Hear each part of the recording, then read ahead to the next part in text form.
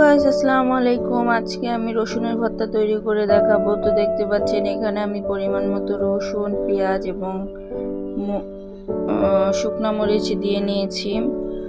তো এগুলোকে আমি ভালোভাবে কেটে নিয়েছি। এখন আমি এগুলোকে সরিষার তেলে ভেজে নিব।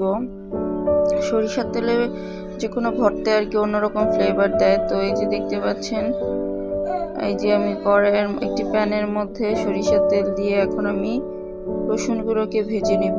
আপনারা মিডিয়াম লো হিটে দিয়ে কিছুক্ষণ সময় লাগিয়ে রসুনগুলোকে ভেজে নেবেন, তাহলে রসুনগুলো একদম সফট হয়ে যাবে। তা না হলে উপরে ভাজা হয়ে যাবে বাট রসুনগুলো ভিতরে শক্ত থেকে যাবে। সো আপনারা একটু লো হিটে রেখে সময় নিয়ে ভেজে নেবেন।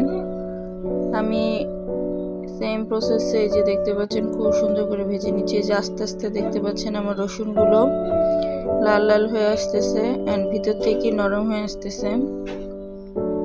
একটু উল্টিয়ে পাল্টিয়ে দিবেন। আলাদা আলাদা করে সবগুলো ইনগ্রিডিয়েন্টস ভেজে নেবেন।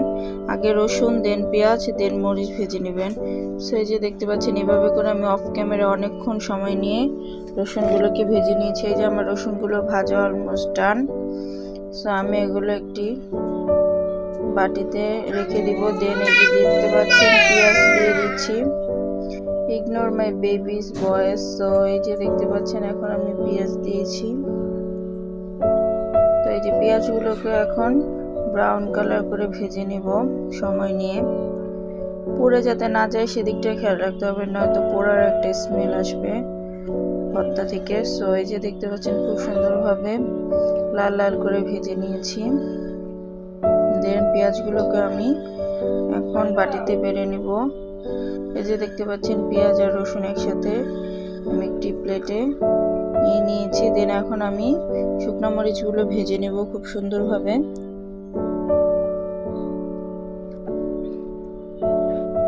তো এই যে শুকনো মরিচগুলো আমি ভালোভাবে উল্টে পাল্টে ভেজে নিচ্ছি।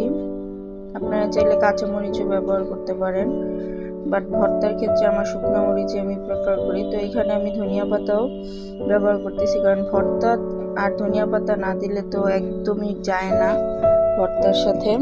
সো এই যে পরিমাণ মতো লবণ নিয়ে এখন সবগুলো ইনগ্রিডিয়েন্টস একসাথে মিক্সড করে নিলেই তৈরি হয়ে গেল রসুনের ভর্তা।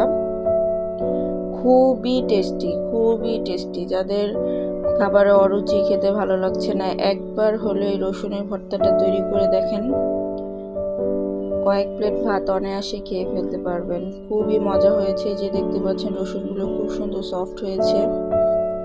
সেই যে ভালোভাবে সবগুলো ইনগ্রিডিয়েন্টস এখন একসাথে মিক্সড করে নেওয়া হচ্ছে। আর খুবই মজা হয়েছে। আপনারা বাসায় একবার হলে ট্রাই করতে পারেন। এই যে দেখতে পাচ্ছেন আমার রসুনের ভর্তার ফাইনাল লুকস। এই যে আপনারা একবার বাসায় ট্রাই করবেন।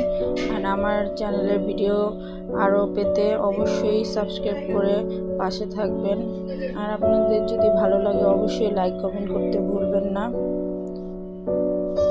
আর নতুন নতুন রেসিপি পেতে অবশ্যই আমার চ্যানেলটি সাবস্ক্রাইব করতে ভুলবেন না।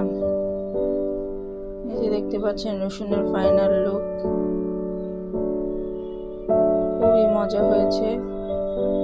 সো আপনারা সবাই আমার জন্য দোয়া করবেন এবং মাস্ট এই রসুনের ভর্তাটা বাসায় ট্রাই করে দেখবেন। খুবই ইয়াম্মি হয়। সো আল্লাহ হাফেজ, সবাই ভালো থাকবেন।